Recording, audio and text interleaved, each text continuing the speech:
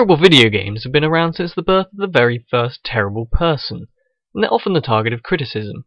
However, there are also those out there that have learnt to appreciate the duds, the third wheels, and the poisoned cupcakes. And if you think about it, duds are good, so a dud bomb means people don't die. Third wheels can be good. I mean, Del Boy from Only Fools and Horses drives a three-wheeler.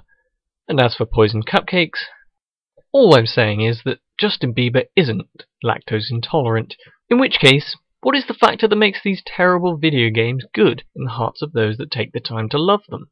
It's hard to point out things which make a game terrible, as it's entirely subjective. What I think is terrible may differ from someone else's opinion of terrible things. But there are these things that people generally define a terrible video game by. Games with a terrible cast of characters, for instance, can ruin a game entirely.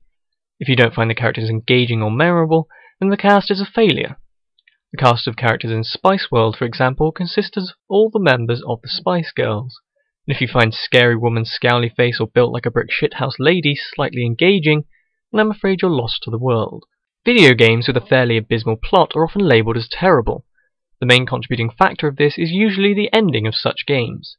I think we all remember the anger and hatred thrown at EA for the Mass Effect ending.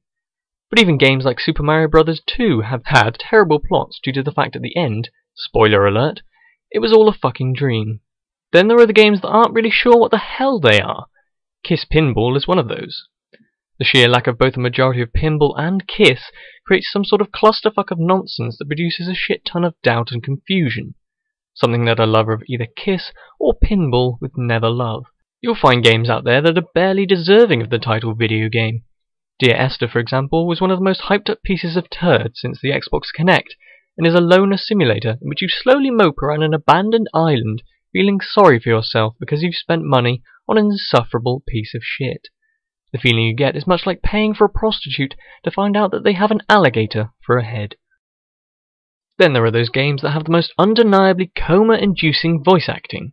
If a game has bad voice acting, it usually crushes the overall experience of the game. The House of the Dead franchise of games are notorious for having utterly terrible voice acting. I have had enough of these fucking zombies. I too have had enough of these zombies. Ow. My leg. Now, what actually makes a game amazing?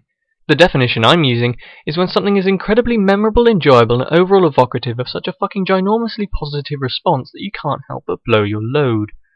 I guess it's easier to say that what makes a game amazing is exactly the opposite of what makes a game terrible.